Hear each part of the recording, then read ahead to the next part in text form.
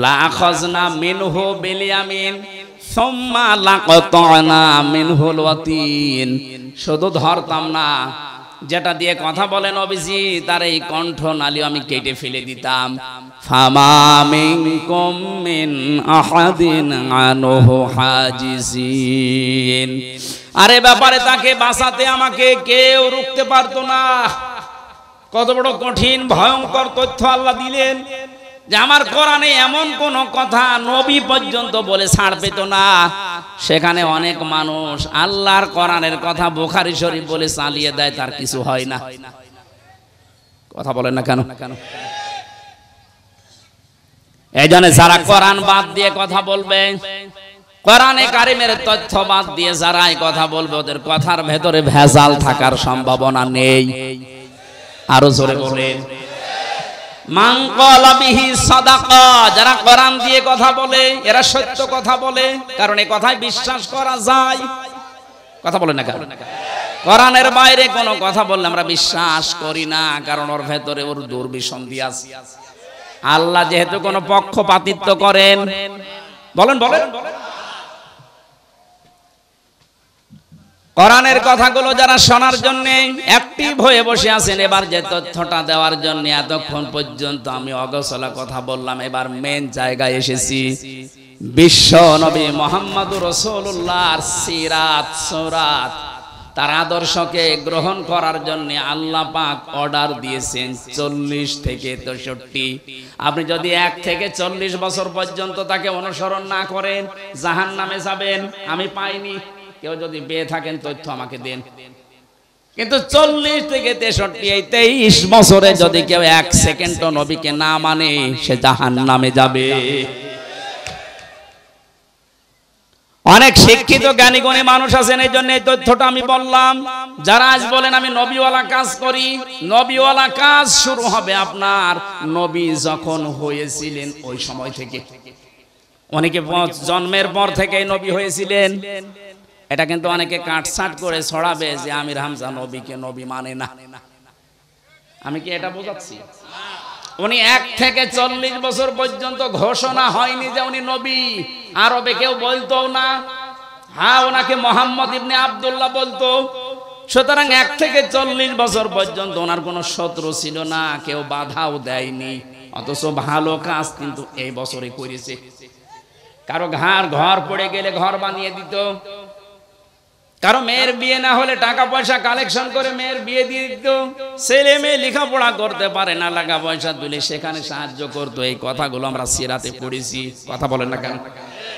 তাহলে ভালো ভালো কাজ করতে গিয়ে পুরো আরব জাহানে ওনার কোন শত্রু ছিল? বলেন বলেন। কেউ তেড়ে এসেছে, কেউ দাঁত ভেঙে দিয়েছে।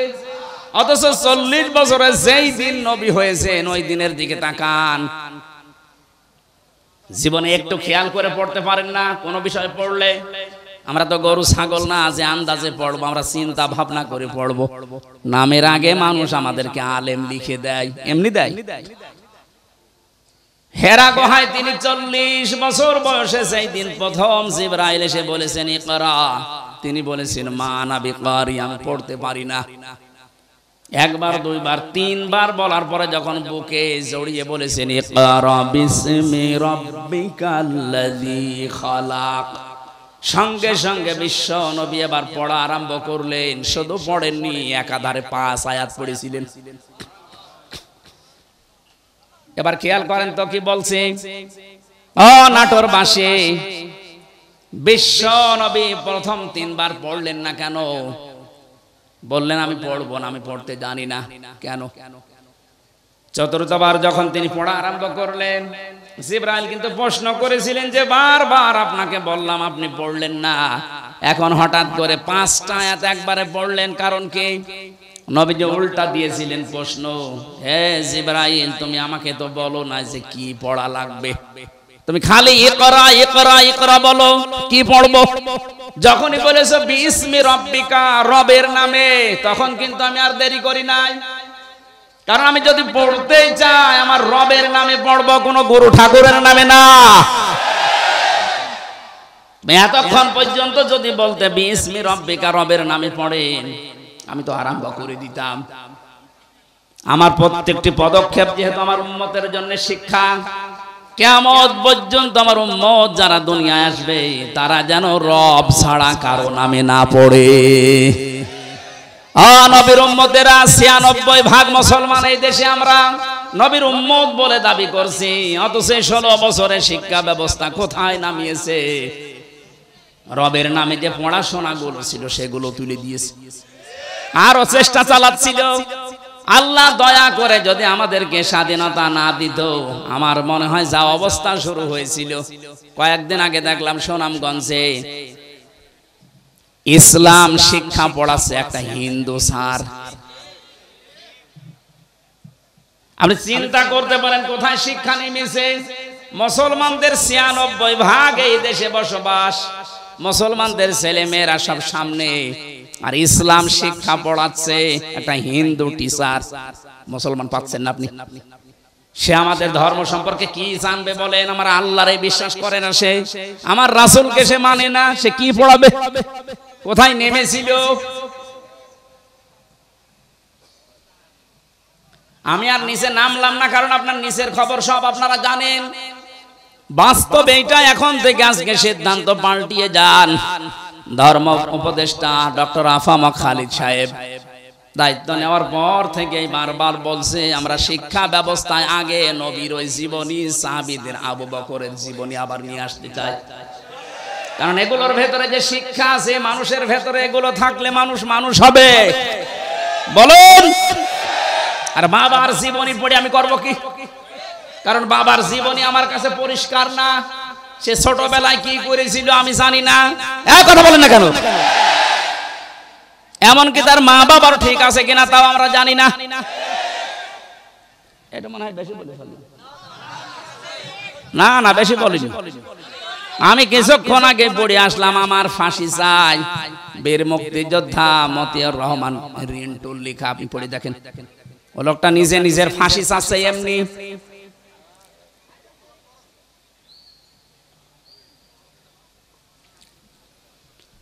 আমি জানি কিছু মানুষের একেবারে জ্বলিয়ে যাচ্ছে, কি করব, এই সত্যটা গোপন করব কি করে?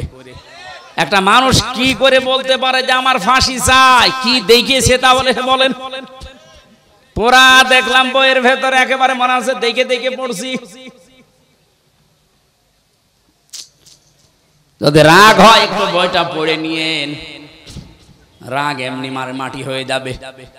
পৃথিবীর কোন মানুষের জীবনী দিয়ে আপনার জীবন পাল্টাবে না যতক্ষণ পর্যন্ত আপনার সামনে মুহাম্মদুর রাসূলুল্লাহর জীবনী না আসবে। কারণ এটা মহত্তম আদর্শ। হ্যাঁ, কাদের জন্য এটা? সবার জন্য না। এবার আসেন তো, নাটোরে এই প্রকার মানুষ আছে কিনা? এই আমি বলবো তো আগে। আয়াতের পরবর্তীতে আল্লাহ ৩টা কথা লাগিয়েছেন, যাদের ভেতরে এই ৩টা গুণ পাওয়া যাবে তাদের জন্যই বিশ্ব নবী হবেন আদর্শ। ১ নম্বরে লিমান কানা ইয়ারজুল্লাহ, দুনিয়ায় যে কাজ করতে গিয়ে যারা আল্লাহর সন্তুষ্টির দিকে খেয়াল করে যে এ কাজে আমার আল্লাহ রাজি আছে তো, এ কাজে আবার আল্লাহ নারাজ হয়ে যাবে না তো, এইটা খেয়াল করে যারা দুনিয়ার জীবন চালাবে, এই মানুষগুলোর জন্য মুহাম্মদুর রাসূলুল্লাহ হবেন আদর্শ। আপনি এদেশে এবার আপনার নিজের দিকে তাকান, আপনার সব কাজ আল্লাহর খুশির জন্য হচ্ছে তো না? লিমান কানা ইয়ারজুল্লাহ ওয়াল ইয়াউমাল আখিরা, রাজা'a ইয়ারজি'ু মানে ফিরে আসা। যে মানুষগুলো সব কিছু আল্লাহর সন্তুষ্টির জন্য, আল্লাহকে দেখানোর জন্য করে, আল্লাহর দিকে ফিরে আসে। ২ নম্বরে কিয়ামতে জবাব দিতে হবে, এই টেন্ডেন্সি যাদের তৈরি হচ্ছে। গত বর্ষদিন ছিলাম যশোরের বেনাপোল, প্রধান অতিথি ছিলেন বাংলাদেশ জামাত ইসলামীর একজন কেন্দ্রীয় নেতা মাওলানা আজিজুর রহমান। এলাকার মানুষকে আমি গোপনে গোপনে যতগুলো মানুষ ধরেছিলাম, লোকজন প্রত্যেক কি ওখানে সমস্যা কি?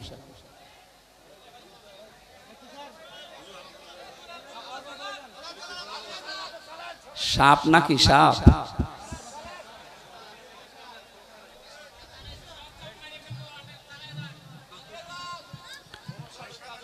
সুবহানাল্লাহ আলহামদুলিল্লাহ লা ইলাহা ইল্লাল্লাহ সুবহানাল্লাহ আলহামদুলিল্লাহ লা ইলাহা ইল্লাল্লাহ লা ইলাহা ইল্লাল্লাহ।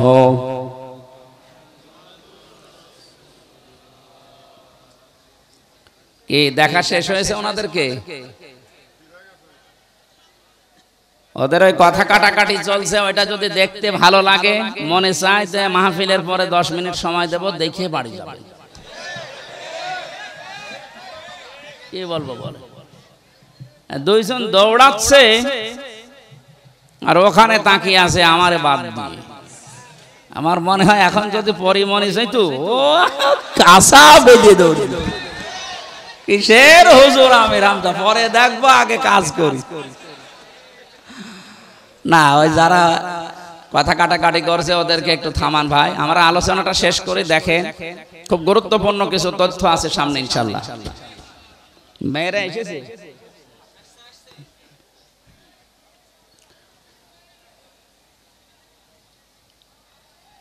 দুই নম্বরে ওনার কথা বলছিলাম এই কারণে যে ইয়ারজুল্লাহ ওয়াল ইয়াউমাল আখিরা, কিয়ামতে জবাব দেওয়া লাগবে আল্লাহর দরবারে। বিশ্বাসটা যার ভেতরে আসবে বেশি, তার জন্য মুহাম্মদুর রাসূলুল্লাহ হবেন আদর্শ। উনি একটা চাকরি করেন কলেজে, যেই কয়দিন ক্লাস নিতে পারে না, শুনলাম এই মানুষটা ওই কয়দিনের বেতন সরকারের খাতায় ফেরত দিয়েছে। জিজ্ঞাসা করলাম কেন এমন করে? ওনার ভেতরে এই ভয়, না জানি ওই টাকা যদি নিয়ে আমি খাবার খাই, দুনিয়ায় আমার রক্ত গোশত যেটা চর্বি হবে, ওটা কিয়ামতে আল্লাহ জাহান্নামে জ্বালাবে।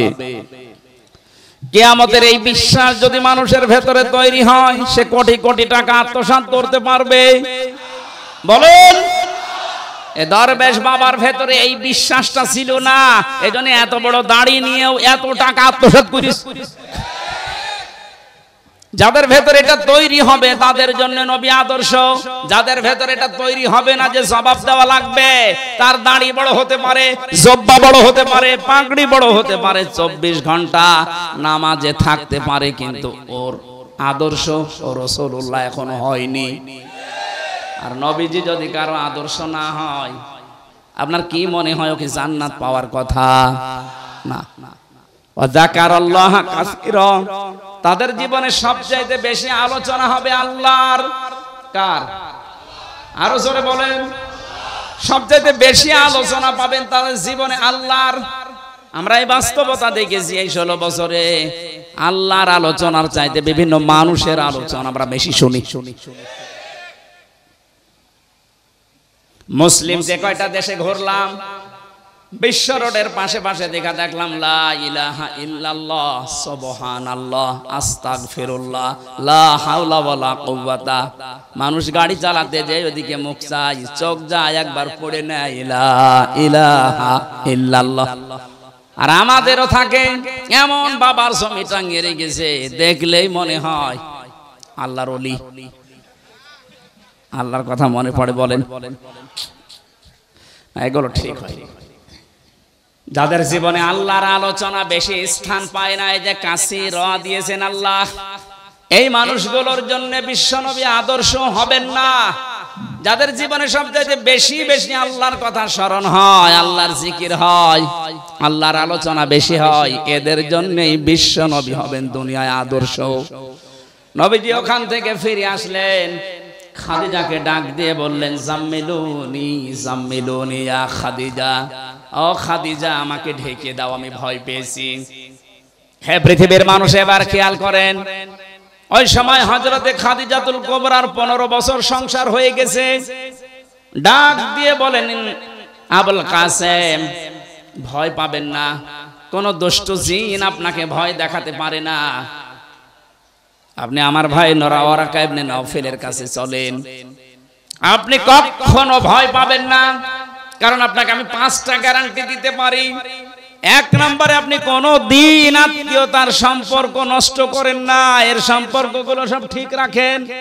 তাহলে এখান থেকে একটা শিক্ষা পাওয়া যায়, পৃথিবীতে যারা আত্মীয়তার সম্পর্কগুলো ঠিক রাখবে তাদেরকে আল্লাহ পাক নিজে পাহারা দেবে, তারা ভয় পাবে না।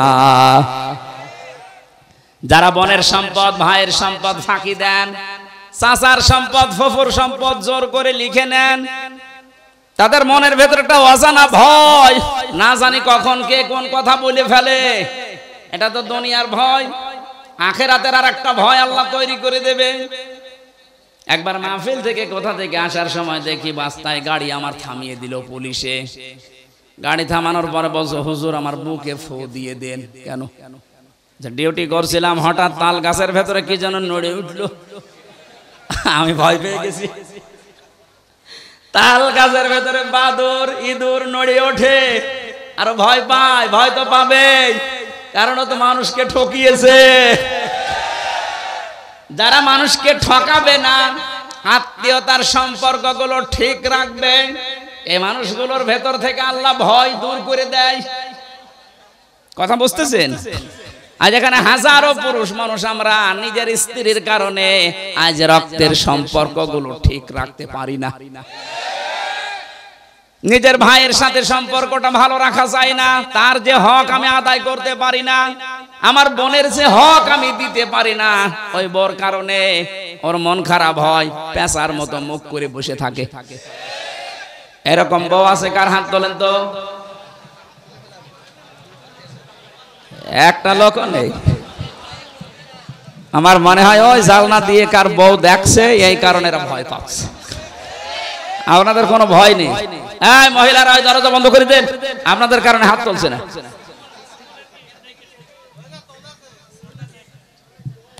আমি হাসির জন্য বলি না, এটা বাস্তব। নবীজি বলেন, কোন স্ত্রী যদি চায় যে আমার স্বামী বেশি দিন দুনিয়ায় বেঁচে থাক, তার হায়াত বেড়ে যাক, তার সম্পদ বেড়ে যাক, তার সম্মান বেড়ে যাক, সে যেন আত্মীয়তার সম্পর্কগুলো ঠিক রাখার জন্য স্বামীকে তাকিদ দেয়। এরকম বউ দেশে কম না? আমার মনে হয় জরিপে 100 জনের 98 জনই ফেল। কথা বলে না কেন? রাসূলের স্ত্রী সাক্ষী দিচ্ছে, হ্যাঁ নবী আপনি ভয় পাবেন না, আপনি জীবনে আত্মীয়তার সম্পর্ক তো নষ্ট করেন না। আজ নিজের স্ত্রী, সন্তান, মেয়ে, ছেলে এদেরকে সুখে রাখার জন্য ভাইয়ের জমি ফাঁকি দিলেন, বোনের জমি ফাঁকি দিয়ে মেরে দিলেন। অথচ এই মানুষগুলো যে পাপটা হয়ে গেল, এই পাপের বোঝা ওরা কেউ নেবে না, সব আপনাকেই বহন করা লাগবে। কামাই করছেন ওদের সুখের জন্য, কিন্তু পাপের ভাগ শুধু আপনার নিজের জন্য। এরকম পাগল দুনিয়ায় আমরা আছি। এ পাগলামি আমরা আর করব না। বউ যদি না থাকে, না থাক, আর একটা বিয়ে করব, এটা তো আমরা রাজি আছি। তারপর আমার আখিরাত যেন নষ্ট হয়ে না যায়। যে বর কারণে আমার ভাইয়ের সাথে, বোনের সাথে, চাচার সাথে, ফুফুর সাথে হক আদায় করা যায় না, ওই বউ আমার দুনিয়া আখিরাত ধ্বংস করার জন্য এসেছে। একবার আল্লাহর দিকে তাকিয়ে বলেন তো, এরকম বউ আছে কিনা? দেখে তোলেন, হাত তোলেন, আমি একটু দেখে দোয়া করি।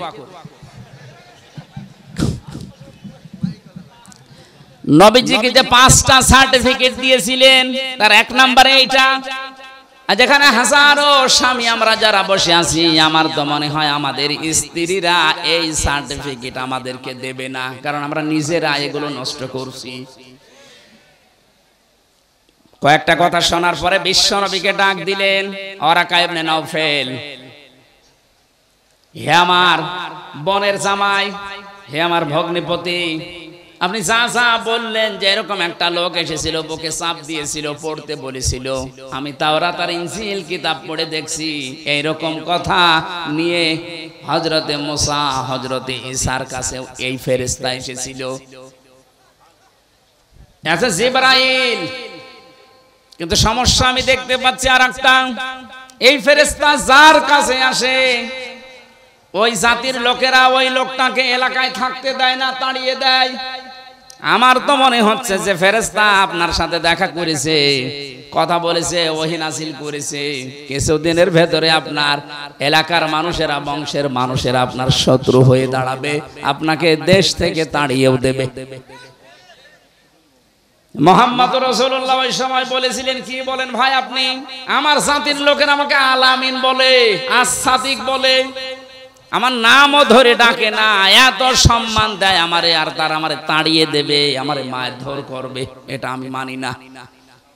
ওয়ারাকা ইবনে নাওফাল বলেছিল ওই সময়, হে মুহাম্মদ সাল্লাল্লাহু আলাইহি ওয়াসাল্লাম, আমি তো আমার তাওরাত ইনজিলের ভবিষ্যৎবাণী দেখতে পাচ্ছি, এ ফেরেশতা যাদের কাছে আসে তাদেরই পরিণতি এই হয়। কিন্তু আমার আফসোস, আমি যদি ওই সময় পর্যন্ত বেঁচে থাকতাম তাহলে আপনাকে আমি সাহায্য করতাম, আমার হায়াত তো পর্যন্ত আর নেই।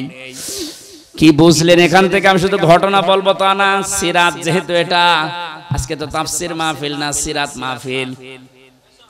বিশ্ব নবী মুহাম্মদুর রাসূলুল্লাহ সাল্লাল্লাহু আলাইহি সাল্লাম যখনই তিনি রাসূল হলেন, নবীওয়ালা কাজ আরম্ভ করলেন, তখনই তার জাতি তার শত্রু হয়েছিল, এমনকি ৮২ বার এই ২৩ বছরে তাকে হত্যা করার জন্য চেষ্টা চালিয়েছিল।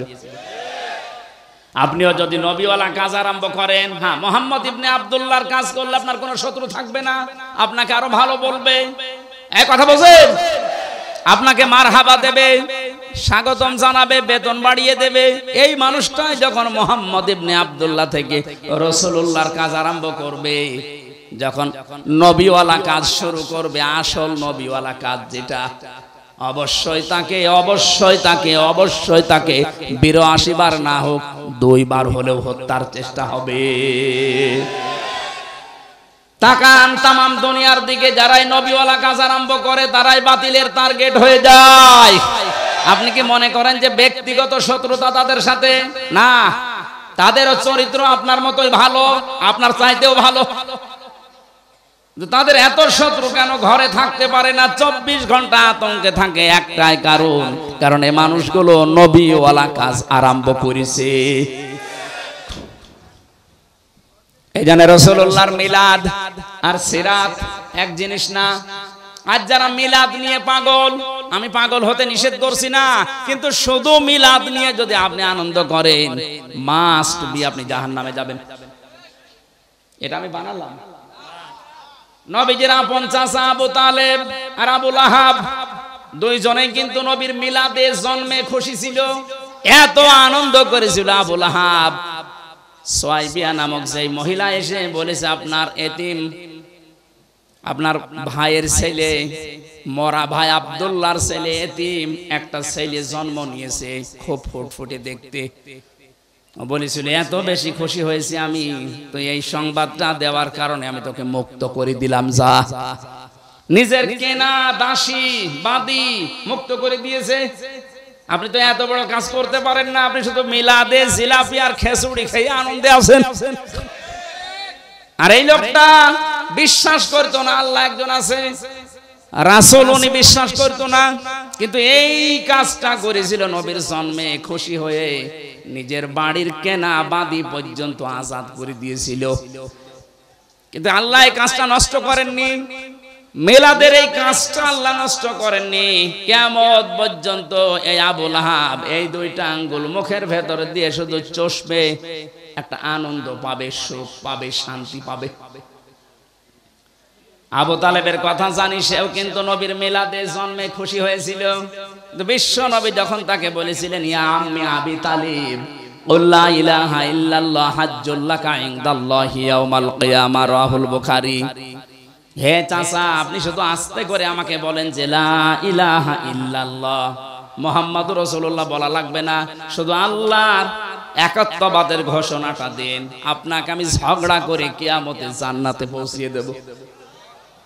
লোকটা পড়ে নাই, ও নবীর মিলাদে খুশি, কিন্তু সিরাত পেয়ে, তার আদর্শ পেয়ে, তার রাসূলুল্লাহর যে গ্যারান্টি তিনি যে নবী রাসূল, এইটা পেয়েও খুশি না। ও বলেছিল, ভাতিজা তোমাকে ভালোবাসি, কিন্তু তোমার এই নবুয়ত আমি মানতে পারলাম না, কারণ মানলে মানুষ আমাকে কাপুরুষ বলবে, ভীরু বলবে, তুমি আমারে মাফ করে দিও। কি বুঝলেন আপনি এখান থেকে? এই লোকটা 2জন চাচা, আপন চাচায় 2জন, এরা রাসূলকে ভালোবেসেছিল তার মিলাদে, কিসে? জন্মে, কিন্তু তার আদর্শ মানতে পারে না, এজন্য 2জনই জাহান্নামী। এই লোকটার পায়ের নিচে শুধু জাহান্নামের 2টা ফিতা আল্লাহ লাগিয়ে দেবে, চটি পরিয়ে দেবে, 2টা মাথার মগজ পর্যন্ত ফুটবে। সিরাতের কিতাবে পেয়েছি তার পায়ে কেন আল্লাহ দেবে, মুখে গালে এই সমস্ত মাথায় পিঠে হাতে আগুন লাগবে না কেন, খালি এক জায়গায় আগুন লাগাবে? জবাব হচ্ছে লোকটা সে ছোটবেলা থেকে শুরু করে নবীকে কোলে নিয়ে, কাঁখে নিয়ে, পিঠে নিয়ে, মুখে নিয়ে, সোমা দিয়ে, বুকের ওপরে নিয়ে সারা জীবন নবীকে ভালোবেসেছে, আদর করেছে, কিন্তু কোনোদিন পায়ের কাছে রাখে নাই। এই যে পায়ের কাছে রাখে নাই, পায়ের সাথে নবীজির শরীর লাগে নাই, বাকি ওরা শরীর নবীজির শরীরের সাথে, জান্নাতি শরীরের সাথে স্পর্শ হয়েছিল। এই জন্য পুরা শরীরে আল্লাহ জাহান্নামের আগুন লাগাবে না, ওই একটা জায়গায় লাগিয়ে দেবে। তারা নবীর মিলাদে খুশি, কিন্তু চরিত্রে খুশি। বলেন বলেন। এই জন্য দুইজনেই জাহান্নামী। সিস্টেম অপর পৃষ্ঠায় দেখুন, আরো দুইজন চাচার নাম সিরাতে আছে। একজন হযরতে আব্বাস আর একজন হযরতে হামজা রাদিয়াল্লাহু তাআলা আনহুমা। আগের দুইজনের নাম পড়লে কেউ রাদিয়াল্লাহু পড়ে, আর পরের দুইজনের নাম শুনলে মানুষ পড়ে রাদিয়াল্লাহু তাআলা আনহু, যে আল্লাহ তাদের উপরে রাজি হয়ে গেছে। এই দুইজন চাচার দিকে তাকান, তারা শুধু নবীর জন্মে খুশি ছিল না, জন্মের সময় তো খুশি ছিল, কিন্তু নবীর আদর্শ পেয়ে তারা খুশি। এত বেশি আনন্দ খুশি হয়েছে নবীর জন্মে, নবীর মিলাদে, নবীর আদর্শ পেয়ে নিজের জীবন দিয়ে নবীর আদর্শ টিকিয়ে রেখেছে। হযরতে হামজা ৭০ টুকরা হয়েছিল, কিন্তু নবীর আদর্শ ছাড়ে নাই। কথা বলে না কেন? হযরতে আব্বাস যে যে বোতাম ছিল তার শরীরের ভেতরে, যে জামার বোতাম, এগুলো সব স্বর্ণের। আল্লাহর নবী মুহাম্মদুর রাসূলুল্লাহ সাল্লাল্লাহু আলাইহি সাল্লাম ডাক দিয়ে বলেছিলেন, চাচা আপনাকে, আপনি আমার চাচা বলে ছেড়ে দিতে পারবো না। কেন? আপনি আসার সময় জিহাদের এই ময়দানে, বদরে আসার আগে আমার চাচির কাছে আপনি কিছু স্বর্ণের জিনিসপত্র রেখে এসেছিলেন, যদি মুক্তি পেতে চান ওইগুলো দিয়ে মুক্তিপণ হিসাবে তারপরে মুক্তি পাবেন।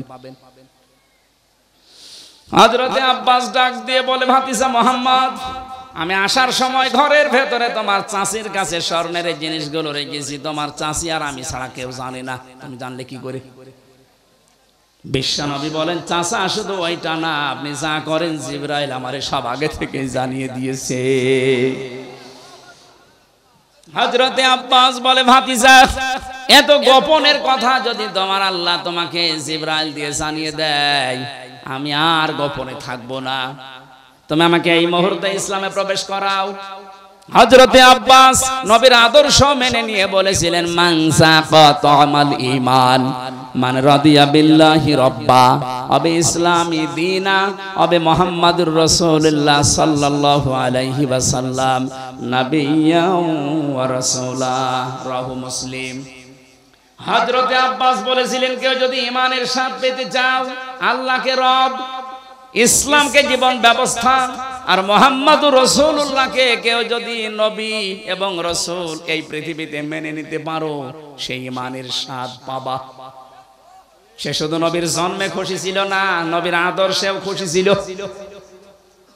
আমি যে চারজন চাচার নাম বললাম, দুইজন চাচা জান্নাতি, দুইজন চাচা জাহান্নামী। পার্থক্য এতটুকুই, দুইজন আদর্শ পেয়ে খুশি, সিরাত পেয়ে, নবীর সিরাত আদর্শ পেয়ে খুশি, আর দুইজন শুধু জন্ম নিয়ে খুশি।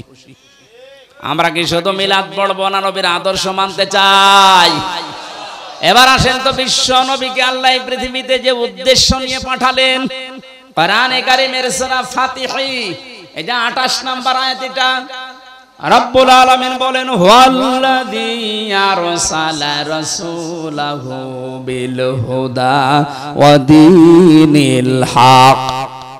যেহেতু রাসূলকে আল্লাহ পাঠিয়েছেন এই পৃথিবীতে একটা উদ্দেশ্য নিয়ে, আমরা যদি আজ নবীর আদর্শ মানতে চাই, এরকম প্রায় 65টা বিষয় আমি সাজিয়েছি পুরা কোরআন আর হাদিস থেকে, একটা মাত্র বলছি।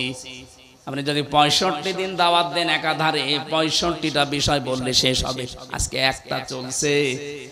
তিনি সেই আল্লাহ যিনি তার রাসূলকে দিনে হক দিয়ে সত্যের বিধান সহ দুনিয়ায় পাঠালেন। একটাই উদ্দেশ্য তার, লিযহিরাহু আলাদ-দীনি কুল্লি, মাইনাস করে সবার উপরে আল্লাহর দিনকে তিনি বিজয় করবেন। তাহলে এইটাই রাসূলের কাজ। এটা কার কাজ? এইটাই রাসূলের কাজ ছিল। যত নিয়ম নীতি ধর্ম বানানো আছে দুনিয়ায় ৪৫০০-এর উপর এখন ধর্ম আছে, সব কিছুকে পেছনে ফেলে ইসলামকে তিনি বিজয় করবেন। আলাদ্দীনি কুল্লিহি, যতদিন আছে আপনি মানুষ মেনে চলে, যতদিন সব দিনকে পেছনে ফেলে দেওয়া লাগবে, ইসলামকে বিজয় করা লাগবে। এইটাই রাসূলের কাজ। আর রাসূলকে যারা মেনে নেয় তাদের একই কাজ। কথা বলেন। ইসলাম আমরা জানি, ইসলাম আবার দুই প্রকার। কয় প্রকার বলেন বলেন? এক নম্বরের ইসলাম হচ্ছে প্রাকৃতিক ইসলাম, আর একটা হচ্ছে শারঈ ইসলাম। প্রাকৃতিক ইসলাম যেটা, এটা আমার আল্লাহ নিজে বানিয়েছেন, নিজেই কায়েম করে দিয়েছেন। এই যে সূর্যটা ওঠে, সূর্যটা ডোবে, এটা আমার আল্লাহ বানিয়েছেন, কিয়ামত পর্যন্ত এই নিয়মে চলবে। এটা প্রাকৃতিক। এটা কি? আম গাছে আম ধরে, জাম ধরে না। সমস্যা কি? যা বলবেন পরে। কি বলছে একটা প্রশ্ন করলে বলতে পারবেন না। ইসলাম কয় প্রকার বললাম? একটা প্রাকৃতিক আর একটা শারঈ। প্রাকৃতিকটা তৈরি করেন আল্লাহ, কায়েম করেন আল্লাহ। যেমন আম গাছে আম হয়, জাম গাছে জাম হয়, এটা বানিয়েছে কে? এটা আপনি বানাবেন, আপনার বানানোর দরকার নেই। কিয়ামত পর্যন্ত এইভাবেই চলবে। কিন্তু শারঈ ইসলাম যেটা, ওটা কিন্তু আল্লাহ পাক নিজে বানিয়ে পাঠিয়েছেন। ওটা কায়েমও করবেন না, দেখাবেনও না। এখন কিয়ামত পর্যন্ত ওনার দায়িত্ব এটা না। শারঈ ইসলাম পৃথিবীতে কায়েম করার দায়িত্ব আমাদের। এই জন্য আমরা খলিফা। এই দায়িত্ব কার? আমরা যদি এই দায়িত্বটা এখন পালন না করে দুনিয়ার মানুষের উপরে ছেড়ে দেই, ফেরেশতাদের উপরে ছেড়ে দেই, বলেন আপনি আল্লাহর প্রাকৃতিক ইসলাম বাদ দিয়ে শারঈ ইসলামের জন্য কি করছেন? এটা যদি আজ কায়েম করার জন্য চেষ্টা চালাই, এটা অতীতে আল্লাহ কায়েম করে দেয়নি, ভবিষ্যতে দেবে না, এখনো দিচ্ছে না। এটা তো আমি বানালাম। ইন্নাল্লাহা লা ইউগায়্যিরু মা বিকওমিন হাত্তা ইউগায়্যিরু মা বিআনফুসিহিম। আল্লাহ পাক বলেন, যতদিন পর্যন্ত কোন জাতি তার ভাগ্য পরিবর্তন না করবে, আমি আল্লাহর অত দায় পড়ে নাই যে আমি ওর ভাগ্য পরিবর্তন করে দেব না। ওরা নিজেরা পাল্টাবে, তারপর আমি চেষ্টা করব। এই কথা বলছেন, আমাদের ভাগ্য পাল্টাতে হবে আমাদেরকে। শারঈ ইসলাম যেটা এদেশে কায়েম করার দায়িত্ব ফেরেশতার না, কার? বলেন বলেন। মাতা, যে ব্যক্তি মরে গেল, অলাম ইয়াখজু, কিন্তু ইসলাম কায়েম করার জন্য গজওয়া করে নাই, আন্দোলন করে নাই, চেষ্টা করে নাই। ওয়ালাম ইউহাদ্দিস বিহি নাফসাহু, মনের ভেতরের আশা আকাঙ্ক্ষাও ছিল না যে দিন কায়েম হোক। মাতা আলা শুবাতিন মিনান নিফাক, নবীজি বলেন যদি মরে যায় তো মুনাফিক হয়ে মরবে। তাহলে আপনার নামাজ দিয়ে, রোজা দিয়ে, হজ দিয়ে, যাকাত দিয়ে, দাড়ি টুপি পাগড়ি দিয়ে আপনি মুনাফিকের মরণ থেকে বাঁচতে পারবেন না যতদিন শারঈ ইসলাম যেটা সব দিনের উপরে ইসলামকে বিজয় করার জন্য কাজ না করবে। এটা যদি কেউ রাজনীতি মনে করেন, হ্যাঁ এটা রাজনীতি। আকাফা বিল্লাহি শাহিদা, এটার জন্য সাক্ষী হিসাবে যথেষ্ট কে? আপনি কেউ যদি দুনিয়ায় কাজ না করে, আমার আল্লাহ বলেন আমি নিজেই যথেষ্ট। নবীকে আমি এটা পাঠিয়েছি করার জন্য, নবী সেটা করবে যত বাধা আসুক। আর নবীর উম্মত যারা দাবি করছে তাদের এই একই কাজ। আল্লাহ আমাদেরকে সিরাতের এই অনুষ্ঠানে আপনি লিখে দিয়েছেন সিরাতুন নবী সাল্লাল্লাহু আলাইহি ওয়াসাল্লাম মাহফিল। ওনাকে যে উদ্দেশ্য নিয়ে আল্লাহ পাঠিয়েছে, ওই উদ্দেশ্যে আপনি সামনে এগিয়ে আসবেন। শুধু মিলাদ পড়ে জিলাপি আর খিচুড়ি খাওয়া না, নবীর চাচা হামজার মতো জীবনের কলিজা দিয়ে হলেও তার আদর্শ মানা লাগবে। আল্লাহ তুমি আমাকে সহ যারা শুনলাম নবীজির এই উদ্দেশ্যকে সামনে নিয়ে আসার তৌফিক দান করো, আমিন। আল্লাহুম্মা আমিন। রব্বানা যালামনা আনফুসানা ওয়া ইল্লাম তাগফির লানা ওয়া তারহামনা লানাকুনান্না মিনাল খাসিরিন। ও মাবুদ, তোমার নবীর জীবনী আমরা শুনছিলাম, যতগুলো শিক্ষা তুমি আজকে আমাদেরকে দিতে চেয়েছো, লিইয়ুযহিরাহু আলাদ দীনি কুল্লিহি, আল্লাহ এই শিক্ষাটা তুমি আমাদের জীবনে বাস্তবায়ন করে দাও।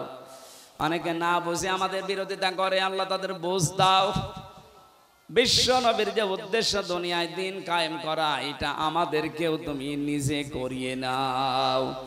এ মাহফিলের এই আয়োজন করতে গিয়ে বৃষ্টির ভেতরে বহু কষ্ট তোমার বান্দারা করেছে। আল্লাহ তুমি প্রত্যেককে জাযা পুরস্কার পরিপূর্ণ করে দাও। সম্মানিত মা বোনেরা যারা বসে আছে বিভিন্ন জায়গায়, এদেরকে খাদিজার মতো আয়েশার মতো বানিয়ে দাও।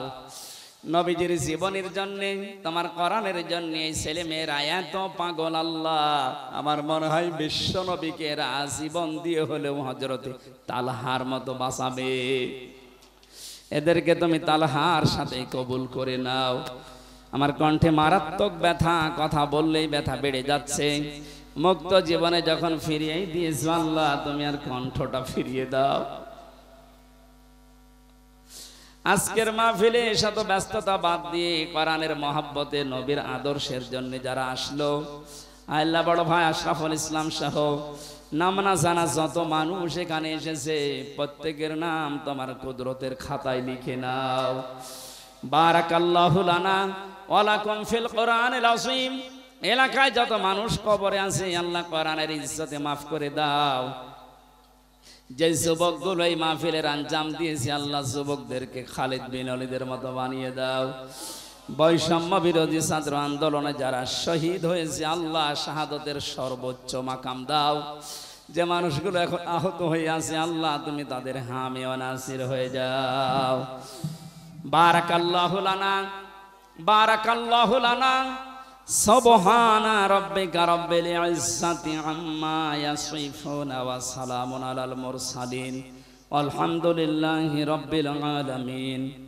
আজরাইল দেখার সঙ্গে সঙ্গে যেন পড়তে পারি লা ইলাহা ইল্লাল্লাহু মুহাম্মাদুর রাসূলুল্লাহ।